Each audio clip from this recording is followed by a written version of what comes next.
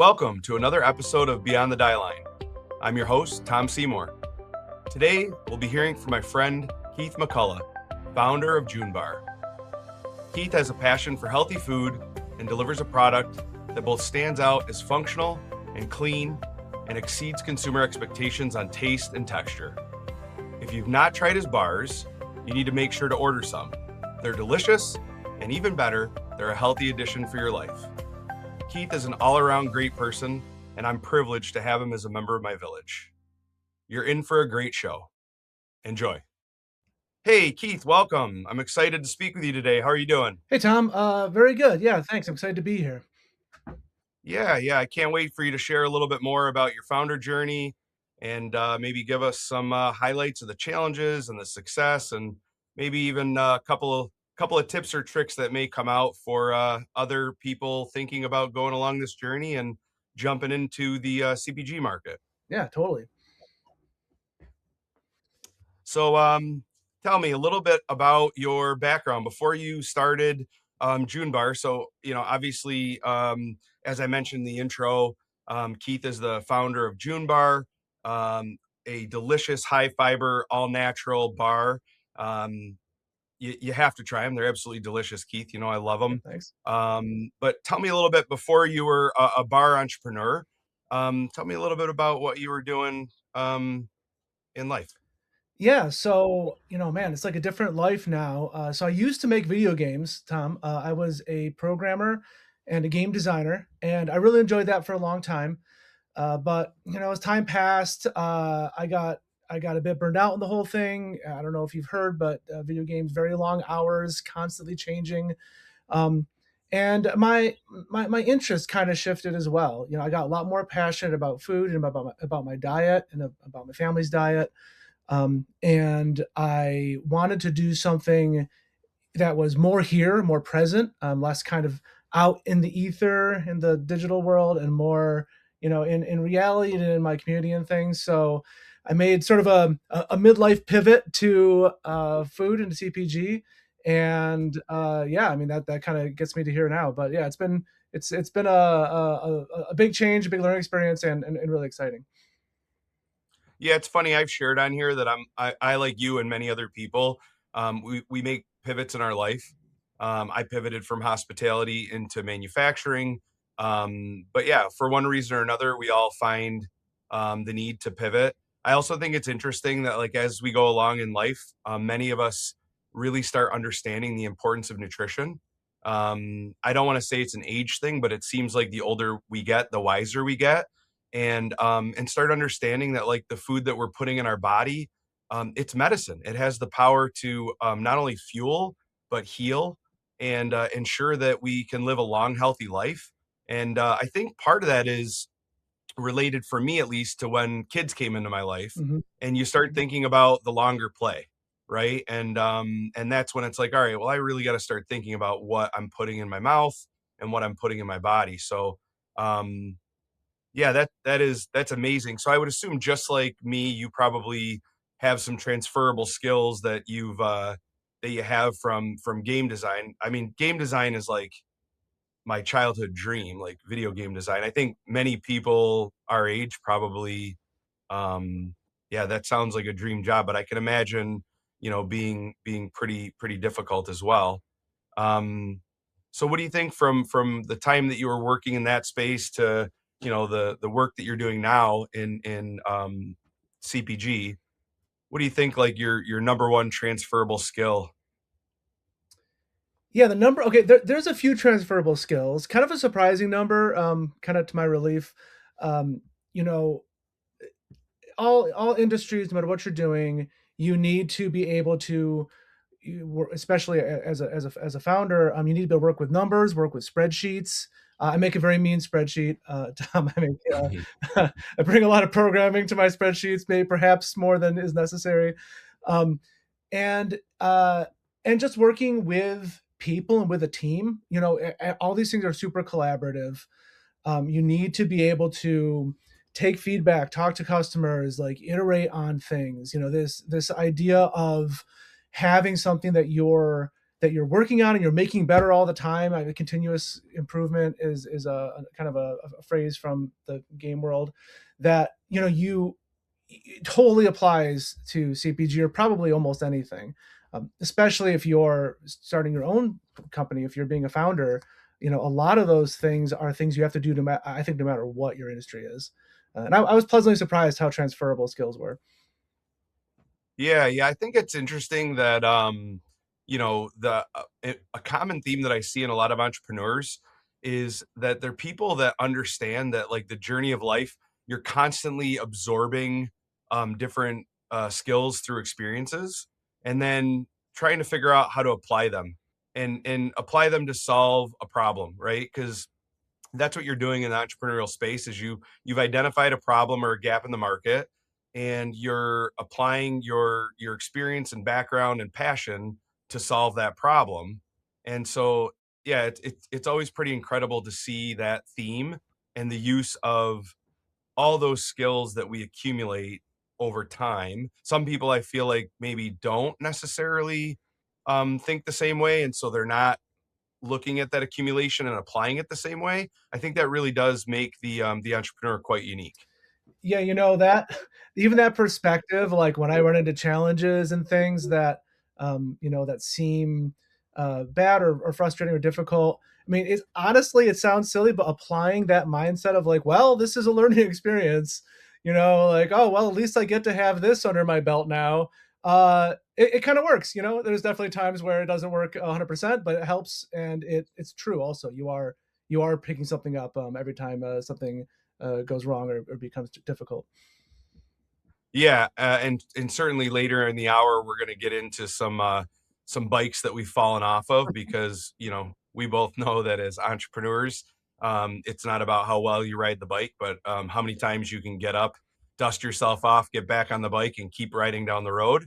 But I'm super interested to understand like what was that critical point in your life where you had that like aha moment or that genesis moment of you know what I'm gonna jump because like most entrepreneurs that I know, I always tell people that I think of entrepreneurship as like the Grand Canyon, and like in order to be an entrepreneur you have to go hike the Grand Canyon to say that you've experienced it, right?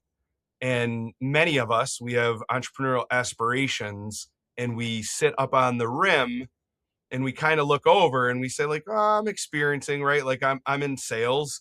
And so you could say that like I'm experiencing entrepreneurship, but I haven't gone into the canyon to really. So when was that moment that you said like, you know what, I'm doing this. I'm going forward. And why did you decide to ultimately start Junebar? Yeah, so like many people, I struggled with dietary health issues for my whole life. Pretty much, I was on meds. They never worked, and I was like, how do I solve this? I switched to a whole food plant based diet and instantly felt better. It was a huge transformative moment for me. And at that point, I was still in tech, and I still had at that time I also had young children. So you mentioned that kids do have an impact on your decision making as you get older. Very much the same case for me too. I wound up working at Sweet Pea Plant Based Kitchen here in Rochester as kind of the first part of my pivoting, and they had this great snack bar there that I absolutely loved called the Sweet Pea Bar, and I got super inspired by it. So I worked with a dietitian and Chef Ryan from Sweet Pea to create June Bar. I wanted to take the Sweet Pea Bar and kind of evolve it and bring it into a real CPG, packaged product space, and June Bar's results. So I'm super proud of it. I really do believe it's the healthiest whole food snack bar on the market, and it's been the kind of heart of this journey from going to this very vague kind of digital world that I used to work in to this very here present, in Rochester, in markets, in green grocery stores, at coffee shops, working with CPG brands. Like it's sort of been the vector, the vehicle of this whole journey has been going through CP and then onto June Bar. Yeah, I have to say that we're super fortunate to work in the industry we work in. I always tell people that the natural products market is like no other. Super collaborative. It's an amazing space, right? Like we're making products and putting together supply chains to help put a product on the shelf that's going to add value to people's lives. Like these products are not only delicious, but they also add value to people's lives. And the other founders and people throughout the supply chain, it's just such a great group of people. Like I couldn't have ever foreseen. I'm sure you feel the same way. Like I couldn't have ever foreseen that like something like this existed out there for me. And I'm fortunate, like I said in the intro, to have you as part of my village because through this industry, I've gotten a chance to get to know you a little bit better, and yeah, it's just such a blessing to be working in the space that we work. Yeah, the amount of collaboration and just the kind of I don't know how else to put it, but like not competitive spirit in CPG here in Rochester and upstate New York. I can't speak for everywhere else, but everyone's just really like it's we're all high tide rises all ships kind of mentality. Everyone's helping each other out. Everyone's working together. I've been really impressed with how welcoming it's been. Coming in and sort of joining this world. So yeah, no, same time right back at you. Well, it's funny, like not to make too many plugs here, but you're right. Like upstate New York is Western New York and New York State in general. It is a hotspot for food. And we're fortunate to have organizations like the New York State Food Processors and Naturally New York and Startup CPG. And I mean, there's just so many great groups of people that are out there bringing the supply chain, the value chain together and really honing in on making sure that we're focused on this great ecosystem that we have from farm to table or farm to shelf to table. Um, we're really, really lucky in New York State. We have such great resources. I've heard people say that New York State is the Silicon Valley of food, and we're really leaning into that and trying to gain some momentum so that the rest of the country can see what a special supply chain that we have here in New York State. Yeah, I've experienced that too. Uh, and even just working with Cornell and the Center for Excellence and CALS and all that, having these things available. I did a great study with the RIT dietetics program here in Rochester, and that was super helpful. And there's all these resources here that you can just, I mean, honestly, if you just like reach out, that's one thing I had to learn also is making that first contact, making that first email, reaching out to the organizations and the groups here. It people were responsive and they'll help you figure things out. They'll make connections and stuff. So it's been great. Yeah, higher education is definitely a great resource. I can't actually plug that enough. And we're fortunate to have Cornell in our backyard, RIT for packaging science. I just this morning met with Golisano's School of Business at the University of Rochester. I've interfaced with the School of Business at University of Buffalo. There are so many resources in higher education that really get involved in entrepreneurship and some of the work that we're doing. So yeah, it's a pretty unique space, and I think maybe you and I are in it at the right time. Um, so getting into the product and the brand a little bit, I've always wanted to ask you this question, and maybe there's not a really interesting answer. Maybe there is. Um, how did you come up with the name Junebar? Yeah, so the month of June is my favorite month. It's when my second daughter was born. It's the start of the summer, which is my favorite season by very far. And it's sunny. To me, it means like being active, being healthy, feeling good. Family, outdoor fun. So we just took that June, and that's the whole story. Nice. Well, I'll say it here today. If you start eating June bar now, by June, you'll be ready to take your shirt off and hit the beach and get in the sun because it really is an amazing, amazing product. I'm a huge fan of sweet potatoes and black beans and dates, and you figure out a way to incorporate all these.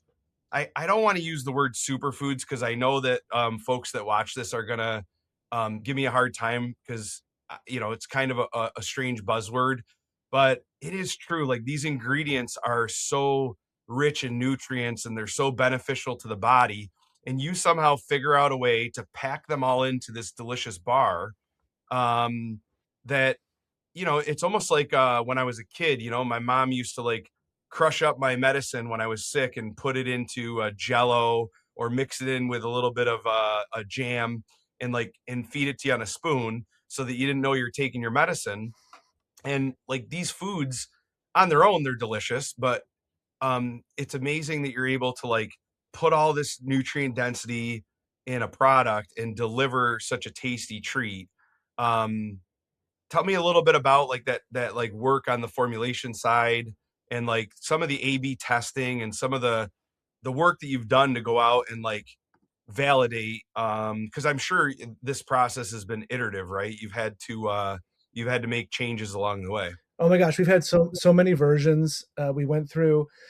So for us, the thing that really mattered has always been we need to be 100% all natural. So no additives or preservatives, nothing ultra processed. It's just gotta be real food all put together.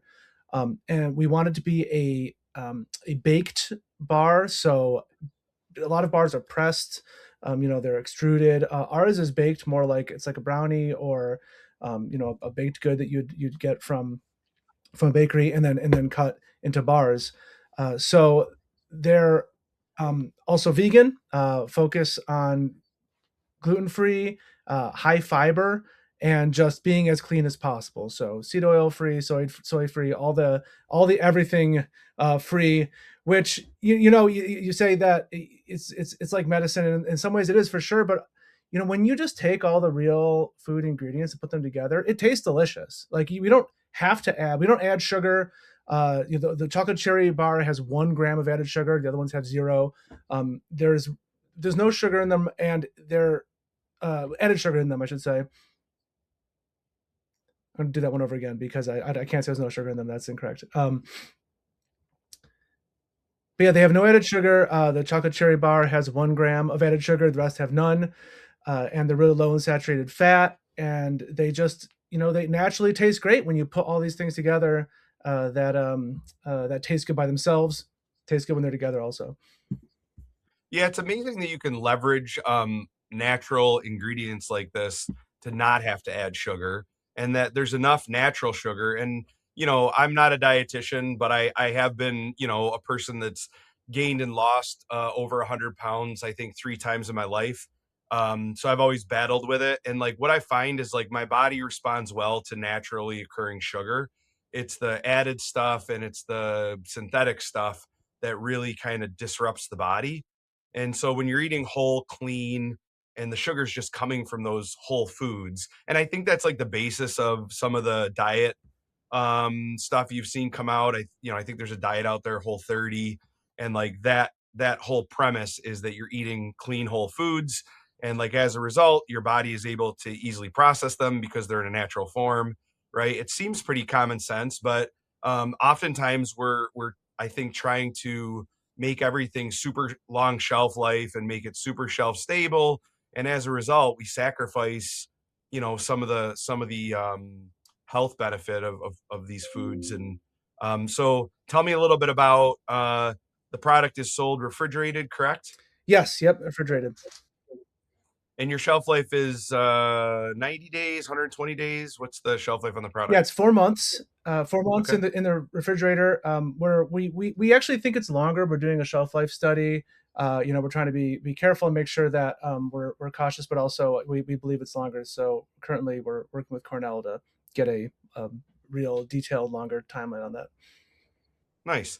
So I also love that the bars are about 200 calories per serving, which for me is like the ideal kind of snack calorie. Like I always tell people, like if you're doing work to create a product, try to keep those calories around 200 for at least someone my size, right? Like a 200 calories is a perfect snack size for me.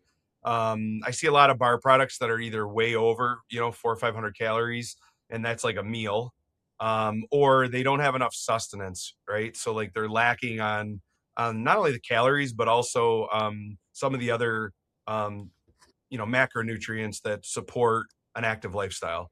So yeah, I love the nutritional facts on the product and just the whole clean, organic, vegan, plant based, um, product claims. I think it really resonates with products that are in the market today. I think that's what the consumer is really looking for.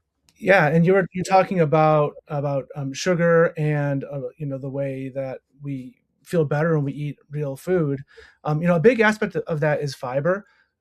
Fiber is kind of been ignored for a long time. I think in favor of protein. People have been very fixated on protein for a long time. And I mean, no hate for protein. Your body needs that too. But people are eating a lot of it, and fiber is great for you. It does a lot more than just keep you regular. It's associated with reducing risk of heart disease and diabetes, reduces cancer risks. It smooths out your blood sugar spikes, which is a really big deal. We talk about the way your body absorbs sugar, and fiber will help you absorb sugar more smoothly, more evenly, help you feel better while you're doing it. Less heartburn, less acid reflux. Does a lot of great things, and 90% of Americans just don't get enough fiber. So it's kind of a unsung public health concern, and I think that's what people are feeling a lot of times when they eat whole food is, they're actually getting these extra things as fiber, and they're low saturated fat and all these other things that make you feel better compared to the ultra processed stuff, which may have some good numbers on the pouch, but it's so stripped down of all the extra nutrients that you're just getting a bunch of like protein, calories, and sugar in your stomach, and it just doesn't feel very good. Yeah, I know a lot of the industry trend stuff that I see all through 2025 was projecting 2026 to be the year of fiber claim because we've been in a heavy protein claim for a long time. And my wife and I are always looking at products and like I feel like it's gotten a little bit too far with like people adding protein to almost Yeah, everything. And sometimes it's like it's done a little bit. I feel like it's not as honest. Like I've seen products where they'll say like it's the protein version and it's like 2 grams of protein more than the original version. And so for me, I think there is a little bit of protein fatigue.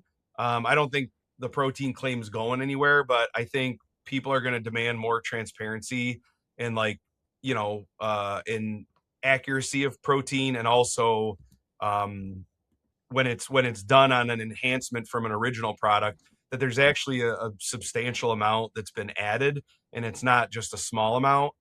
So yeah, I think fiber is the big 2026, 2027. We're going to see a big um reemergence of fiber claim. And the other thing is, I think what I've seen a lot of in walking trade shows in late 2025 is this claim for GLP-1 companion foods.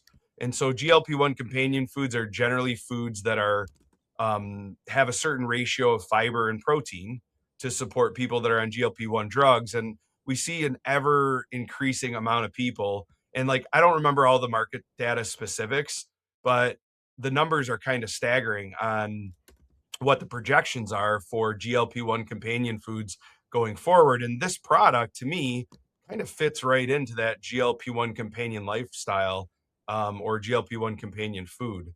What are your thoughts there around, you know, kind of trends? Obviously, you talked a little bit already about fiber reemerging, but have you thought at all about the GLP-1 companion side? yeah. So GLP-1, that's effectively with diabetes friendly diets. Is that correct?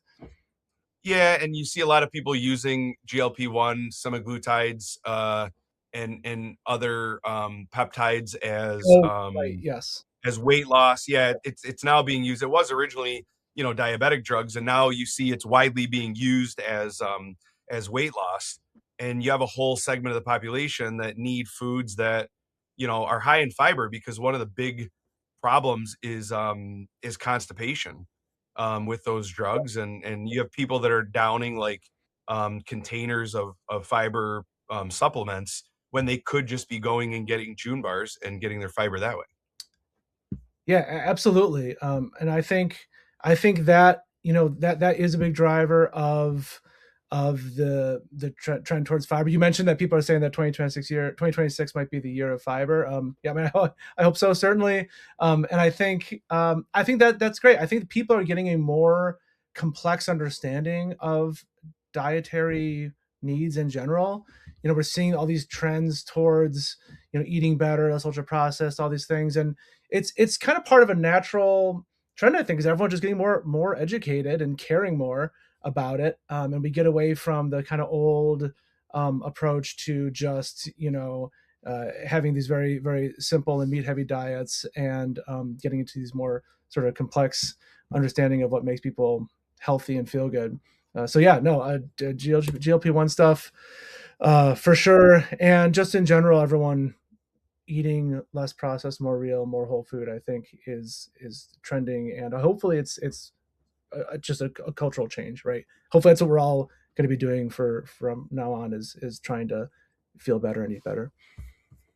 Yeah, and I feel bad for my big CPG brand friends to compare these two things, but they do kind of go hand in hand. So like you saw like in the 1950s ish, you saw like the processed food, canned food, processed food really took hold, and through the 60s, 70s and 80s, right? Like processed food um was huge, and that was the innovation, right? Like you could make food last longer and be available to more people, which is great because you end up feeding more people. People have more access to food. You can't argue that that's a bad thing, but unintentionally, some of that processing obviously led to a lot of unhealthy foods that have caused weight gain and diabetes and other health issues. Around about the same time, you look at like the cigarette business, right? And like there was a time that you and I in the 1950s, we'd be on this call right now smoking a cigarette Yeah. because it wasn't viewed as unhealthy. And I feel like consumers became more like around the year 2000, consumers became more like aware of the dangers of smoking, and like you started seeing more educated consumers and people quitting and changing their behavior. I feel like we're seeing a lot of that over the past decade with food now, with processed food. It's kind of the same, like not to correlate cigarettes and food, processed food, but and that's what I think. I think we're getting more educated consumers that understand, and also like social media and the ability to have more information out in front of you all the time helps you learn and form an opinion and make better decisions for your health. So just like people aren't smoking cigarettes, they're also not reaching for some of those products that traditionally we know are not really that great for the body. 100%. I feel like that's really true about 2000s. Like, I don't remember ever looking at labels back in the day, right? Like yeah, I don't know it was anything. Maybe you look at ingredients, maybe if you had an allergy or something, but I didn't know how to read it. I was learning about this stuff when I was in my 20s, about just like even what are saturated fats. I don't even know.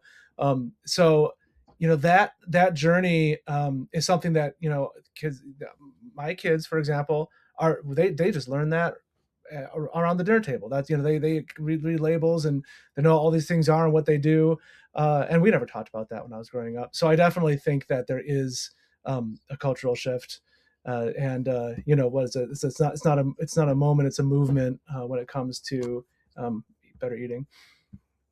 Yeah, and I think one of the things that we can do, I was fortunate enough to be in the garden with my mom when I was a kid, and like then in the kitchen. And so I tell people my roots in food go all the way back to being a kid with my mom. And I still am like, I love gardening and I love cooking.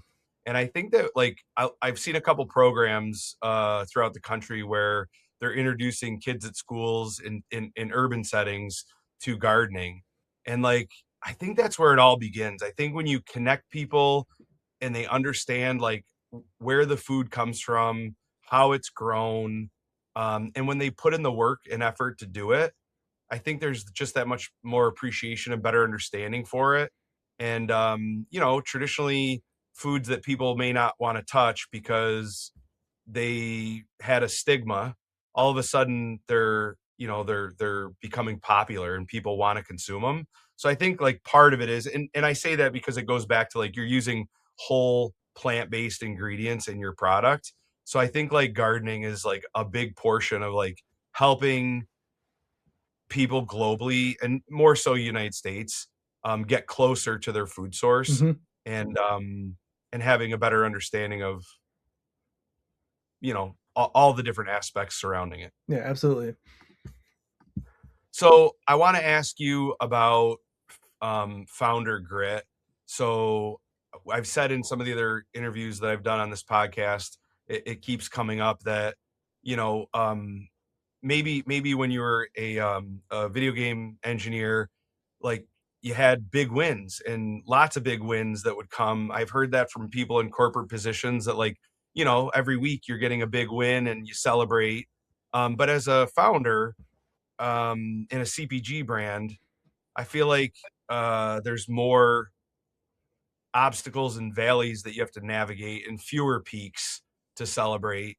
And I've said before that, making sure that we're taking time to recognize that overcoming those obstacles and navigating those valleys, those are reasons to celebrate and you know, realize that we're successful and that it took grit and tenacity in order to be able to overcome those things. But tell me a little bit about like some of the daily grind, some of the challenges. Do you agree? Do you disagree? Maybe you've had an easier go of it. What do you think? No, it's definitely challenging for sure. I think it is an element of CPG and probably fairly universal for anyone who's starting anything. That yeah, it's a grind, and there's always there's always plenty of doubt. I'm not going to go quite so far as to call it imposter syndrome, but close, where you're just worried that you're making wrong decisions, and that, like you said, you have, it's not that you don't have wins, but I think the hits are bigger, or at least feel bigger. So, if you get a win that's worth 2 points, you take a hit that feels like it's worth 8 points. And so now you're in the negatives, and that has definitely been a change. And like I said, I think having that mentality of like, well, we're learning is important. We're perfecting all the time and finding ways to get over these things. Yeah, I've made most of the mistakes I think that are possible along the way over the past couple years. Everything from over ordering things that we ultimately didn't need to under ordering things that we desperately needed and then had to wait for, and everything in between. You learn the wrong lesson, then immediately have to pendulum swing back and do the opposite. And Yeah, but sticking with it, not giving up for sure, and having that confidence in yourself and in your team and in what you're doing, that you're onto something, that it's worth it, and remembering that you know when you have a win, like you said, to enjoy it and to accept positive feedback. Because I think a lot of people, myself certainly included, you'll have these customers. I'll be out and there'll be people who say, "Oh, I love this so much. This bar is so amazing." I'm like, "Oh, thank you. That's really great." And then if it's like one person who is like, "Oh, not for me," like again, that undoes like 10 I like it's, and I'm like, "Oh no, it's bad." And you need to check that, right? And so like, no, that's not the case. So that's just another random piece of feedback. And I think that sort of applies to across the board to the absorbing negatives with some grace, and then accepting positives as true and not something that you can just brush aside. Yeah. Yeah. I want to unpack some of what you just said there. You started out by talking about imposter syndrome and like our friend, fellow founder, fellow podcaster, Paul Guglielmo just talked about this on one of his shows. And imposter syndrome is real. And, I struggle with it. I know a lot of people struggle with it. Um, if anybody out there has like a surefire way to overcome this, let me know, because I feel like so many people struggle with it, and like we're all like very well established, good background, good technical expertise, right? Like we're educated, intelligent, hardworking, but like somehow we're our own harshest critic, and like we convince ourselves that like that that we're not enough, and I deal with it all the time. And it was interesting hearing you say that, and Paul said it. I don't know. I don't know how you overcome that. I hope someday I wake up and I'm just like, okay, I'm no longer dealing with this like irrational thought or fear. Uh, I Hmm. mean, maybe it's important to feel that. We talk about constant improvement. I mean, if you didn't feel like you didn't know what you're doing, then you wouldn't learn, right? Like, Yeah. that's almost Yeah. a necessary part of it is to feel like you have a lot to learn. Yeah. Maybe that is the case. Yeah. I mean, obviously, like, mistakes are just, they're learning opportunities, right? But yeah, it'd be a lot better if we didn't have to couple mistakes and learning opportunities with imposter syndrome. It's like falling off the bike, scraping your knee, and then telling yourself that like you'll that like you're never gonna get the hang of it, and even when you do, you don't deserve to be on the Yeah, I bike. have no business being on a bike. Yeah, yeah, yeah. It's such an interesting thing that we share in common, and like I love that we talk about it because it makes you realize. Like I always tell people that like oftentimes we put ourselves in a silo or out on an island and we think like, oh, this thing is only in my head, this thing's only happening to me or my family. And then you start talking to people in your community and it's like, oh no, this is something that everybody deals with. And the reason why I tell everyone that it's really important to have mentors and advisors and build a support village around yourself because you're going to need that help. Yeah, completely. That goes back to having a community and having this being a supportive community in general, and also just to reiterate that um, kind of pushing back against that internally, and I think you mentioned this, giving yourself the wins and letting yourself feel those as wins and not only focusing on the negative. That's a trend I see so much in myself and other people, is that they'll make one small mistake and act like it's the end of the world, and then when you say, yeah, but you did all these other great things, they're like, oh, those were easy, they don't count. And it's like, no, that totally count, that still counts. Yeah, I'm guilty, Yeah. guilty over here. Like that's me. I can do 1,000 good things, but you know what? I've been trained as a salesperson that like you're only as good as the last sale you True. closed, right? And so like I just have always had that over my head, and so I kind of live that way. And it's not a very healthy headspace, like there's work there obviously that needs to be done, and I think other people probably share that in common. The other thing I want to call out there that you said that I want to unpack a little bit is like this idea around like negative feedback, especially consumer feedback. Um, it's tough, right? Like these products are our babies. We've worked Mhm. so hard to like get to where we're at, put so much time and care and thought into it. And then, to see someone either in person or oftentimes it's more behind a Yeah. keyboard, jump on and slam your product or your company or your vision. It's really tough. I would say like anybody that's listening out there that like that contributes to that or like has that type of behavior, stop doing it. Don't do it. Like if your feedback's not constructive, like nobody wants to hear your harsh, terrible comment. Like constructive criticism and like feedback are needed because that's how you improve and make things better. But I've seen some pretty nasty like comments and almost like attacks on people with like different, it's like what's trending right now may not be trending tomorrow. And so all of a sudden you get caught up in some nasty comment about your product being this, that, or the other. And it's like, man, I don't know if it's not adding or contributing anything positive or, is constructive, like just stay away from it. I wish there was a filter on social media that would just automatically like hide those Yeah, comments. 100% agree. Posting, like you said, there's a line between constructive criticism and just being negative. But Yeah. posting criticism, posting critique, it's just bad vibes and doesn't help anybody. You're just putting negativity out and making everyone feel bad, usually including yourself. I mean, most people, I don't know if it feels good to just post bad stuff. Yeah, that stuff's really rough, and also like nothing's for everyone. And even if you make something that is really great and you love and other people love, there's gonna be people who don't like it, and that's something that we kind of have to accept. That there's gonna be haters for everything, and that's life, I guess.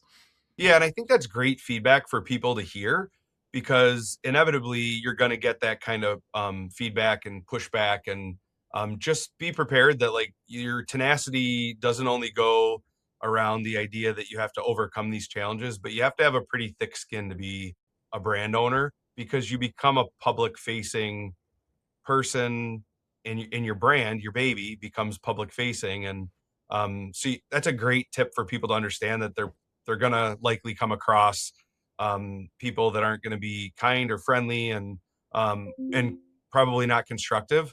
And you just have to remember that that's going to happen from time to time, and you have to just kind of move past it. Yeah, don't internalize it.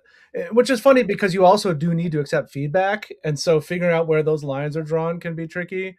I guess the way I look at it is, if someone's in my target demographic of like who I'm trying to sell my product to, they seem like they should be, and they're giving constructive criticism and thoughtful feedback, then it's important to accept that and maybe even take that in a little bit, even if it's kind of hard to hear sometimes. But yeah, if it's super unconstructive, negative, just bad, or they seem like they're just not into what you're doing. They're not, that's okay. Some people are not interested in all natural, better for you snack bars. And if you really don't want that, then I'm not sure if I can convince you. Yeah, yeah. Not every product is made for every consumer, and so you just have to remember that you delight the ones that you can, and the ones that you can't, they're not made for your product. So, um, tell me a little bit about when we talk about growth and we talk about scaling. What would you identify as a skill that you need to develop as a founder to be able to take Junebar to that next level? Do you have anything that comes to mind? Yeah, so we've just spent the past 6 months commercializing our production in many different ways to go from making a, sort of small batch boutique product to something that can scale to tens and hundreds of thousands of bars a month. And um, that's been a big change because now instead of managing just boxes of bars, we have to manage potentially pallets of bars, and it really puts a totally different requirement on me as far as like managing inventory, managing both inventory for ordering ingredients and getting those in and keeping them in stock, and sourcing much larger volumes of things, and also keeping track of all of our lots and our what's going where and where these deliveries going from. The good news is that like is something I think I'm more comfortable with for me, because that is getting into like spreadsheet land, which I like. So I actually feel sort of more comfortable in that space. But then the flip of that is also going to a lot more conferences, speaking events, getting out in front of larger groups of public, which I am much less comfortable with. So the two big changes, I'm about 50-50 on if I'm excited or nervous about them. And yeah. Well, the good news is the more that you do the larger group presentation stuff, the easier it gets. That's part of the reason why I started the podcast. Is it's a skill that I don't have. I'm not terribly great at it, but I know that if I keep doing it, I'll get better and better. And so that's a great thing about public speaking and presentation and getting in front of people is like the more you do it, the easier it gets. So I kind of look for every opportunity I can, whether it's at church on Sunday or in my profession or wherever I can, just to find a way to get in front of people and practice being uncomfortable, because that's really what we're doing. So I guess thinking about this being beyond the die line and being a packaging podcast, I guess I have to talk a little bit about the amazing packaging that you have, but also the process. So you said that you're making some changes. Um, I know that you're going kind of from more of a batch process to more of a continuous process, and I guess good information for people that are coming behind you as emerging brands and founders. Talking a little bit about like that iteration from like you didn't start off in like a high speed, continuous flow, like flow wrap product. Like you had to start out in smaller amounts, small batch production, using a pre-made pouch as your bar wrapper to be able to then eventually graduate and be able to run something in a flow wrap.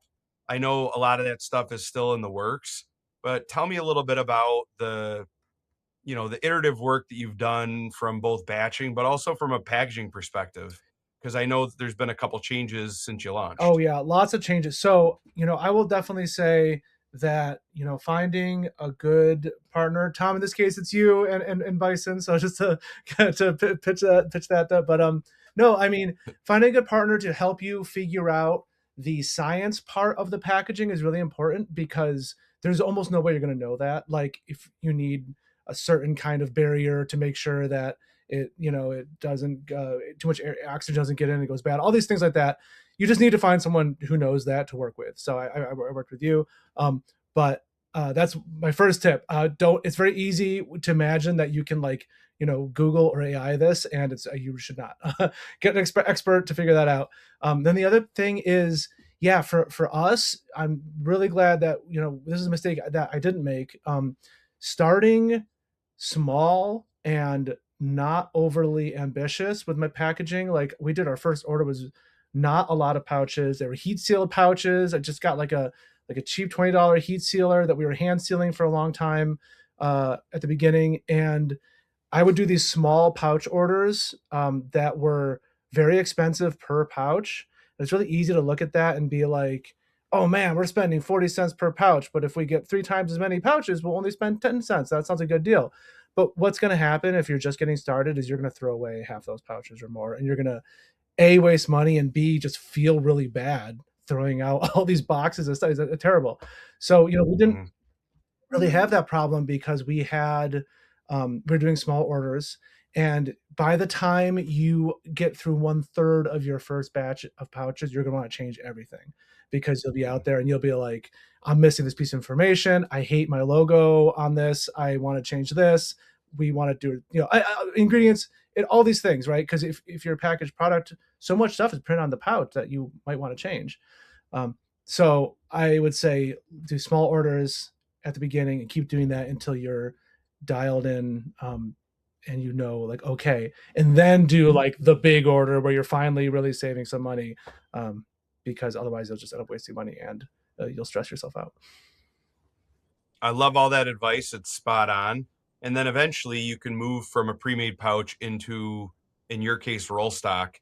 And then that roll stock becomes a fraction of the cost because you're no longer paying someone else to form the package, and you're paying your co-packer who's already filling the package to use an automated machine to form it and fill it.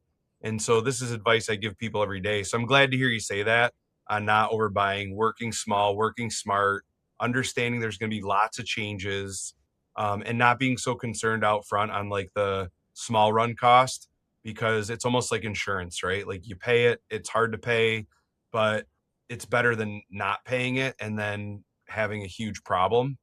And yeah, so all that advice is so solid for any startups or emerging brands that are looking for advice in that area. How about on the co-packing side, manufacturing side? For a while you were self-manufacturing, and I know a lot of times a low overhead method for producing is looking to co-packers. How's your journey been for co-pack? Is it something you're exploring? Tell me a little bit about that. Yeah, so we do co-pack, and I think there's sort of two philosophies on this that are, I think, pretty much like opposite ends of it. It's either co-pack for as long as you possibly can because you don't want to have to buy machinery and employ staff and all the things for actually making and packing the bars, and the other one is do that because you want to own everything from top to bottom. And I'm on the side of co-packing for sure. I think that it's a great way to get your product out in the market, get it tested, to grow. I mean, a lot of there are people who co-pack up to the millions of multi-million dollar revenue companies that still co-pack. Mhm. So there's a lot. You have a long runway before you have to invest in your own facility, and during that time, all your money is going to, you're paying co-packing fees, of course, but your money is going to your ingredients, your marketing, your packaging, and you're not pouring money into like rent, on a space, buying expensive machinery, which often are tens or hundreds of thousands of dollars for a lot of the stuff that you might potentially need to make these things, employing staff and insuring everybody, and like healthcare, all these things that come with setting up a facility that you don't need to pay for or deal with and distract yourself with when you're trying to get your brand off the ground. So I'm a big advocate for co-packing for with the early and probably middle stages, and maybe only much later once you're a seriously established brand, considering getting your own facility. Yeah, yeah, you know that for years I worked at Ledestri Foods, and we had some huge contracts with big CPG companies. So yeah, you can be extremely large and still co-pack. And I think it's smart. I like the model myself. I work in manufacturing, obviously the Bison Bag, and manufacturing, being your self-manufacturing has its own challenges.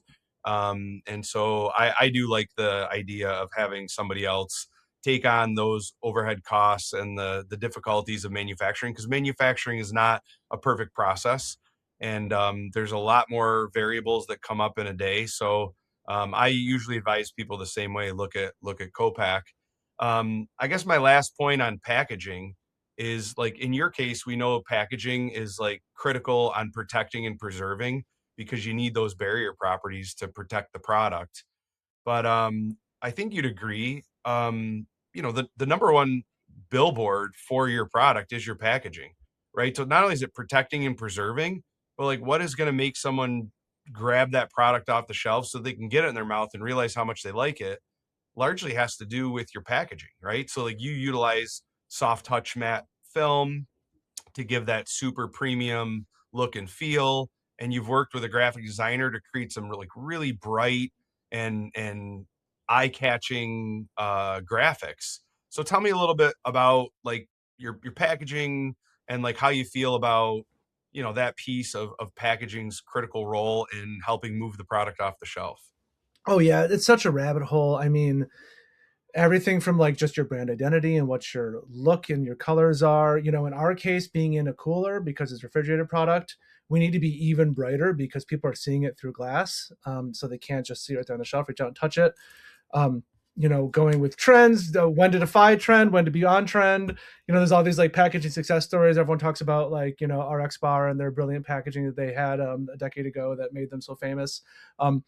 Versus just having very safe packaging that will not turn anybody off, and everything in between. So yeah, in our case, the thing we always wrestle with the most, we're pretty happy with our look and feel, and it's more about what information do we put on the front and how big and where and what are the words people will resonate with. Yeah, brightness and, like you said, the soft touch really does give it like a professionalism, but also ours needs to have a barrier, so it's got to be a certain kind of packaging. There's 1,000 things to consider. It's almost like its own podcast, and I don't know, but yeah, um, it's been also an experience. Our first design we scrapped pretty early. Like I said, didn't order too many of those pouches, fortunately, and redesigned it. Pretty happy with our design now. Always room for refinement, but yeah, it's a whole thing. Did you ever think that packaging would be like, most people, when I tell them I work in packaging, they're like, what is that? Like, they don't even understand when you think about it. And then, like, as a brand owner, I feel like half the conversations are Oh packaging. yeah, Like, there's so much conversation about, like, did you ever think that packaging would be such a big part of your life? yeah. I mean, I thought like the brand identity, the graphic design, the look and feel, that stuff I was expecting. The getting into the weeds of actual, like, and even just like literally how to get the bars into packages is a huge challenge. How to do it efficiently and effectively, and this approach is too expensive and everything. Uh, and Yeah, so all that was unexpected. The thing that caught me the most off guard with making a snack bar brand was the cartons, the little cartons that your bars come in. Like, I almost like forgot that that was a thing we had to do, and that's like very expensive, very complicated. They have to be tear off so they can be on the shelf in the stores, and they have to fit in the pallets certain ways, and you got to be so many per case, per pallet, per rectangle. Like, oh my gosh, all these like things that, yeah, the consumer does not think about at all, and they just think about if what how it looks on the shelf. Yeah, it's amazing. It's beyond the primary package. You talk about the folding carton. The folding carton then requires a specific type of corrugated box. That corrugated box has all of its own, specs that need to be met in order for the product to get to the shelf without being damaged, Yep. and people don't think about like the dynamic stress of like putting a product in a carton, in a box, on a truck, dealing with vibration and compression, and like that the stretch wrap and the corner boards and the top sheets and the pallets. Like it is amazing when you think about packaging, the tape that's used to close the Yep. box. Yeah.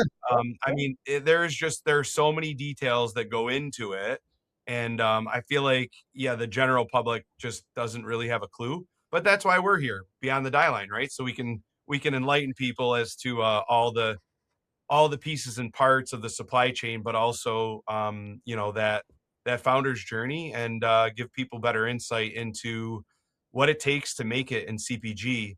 I guess in closing, to close up the interview today, um, what do you think about some advice for a founder coming behind you? Something that was hard earned, advice that maybe you wish that you had learned sooner. Do you have one piece that stands out? One piece of advice. I feel like I've said a lot of the things, but I mean, I would really go back to our conversation about kind of believing in yourself. It sounds sort of corny, but it is true. There's going to be so many opportunities for you to say, "Forget it. This is hard. This is a bad idea. This is whatever." And pushing through those, not listening to that voice, giving yourself the credit you deserve to really go for it, and give it the time and the energy it takes to succeed. That's what I think is maybe the hardest part, and also the thing that I would want everyone to try to take to heart. That's great. That is such good advice. I'm going to give my Bob Barker moment. Like if you watched The Price is Right, Bob Barker would always say like, get your cats and dogs spayed and neutered.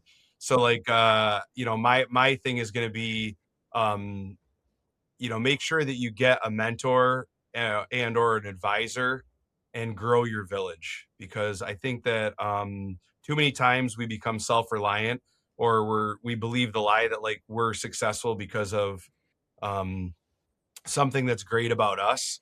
And you're going to hear me keep repeating over and over and over that none of us make it to the top without a solid foundation, and that foundation is an incredible village of people that are around us and supporting us.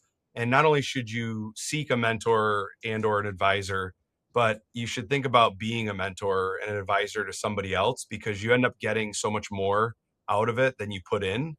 And I think if there was more of that going on, I think you'd see a lot more people being a lot more successful.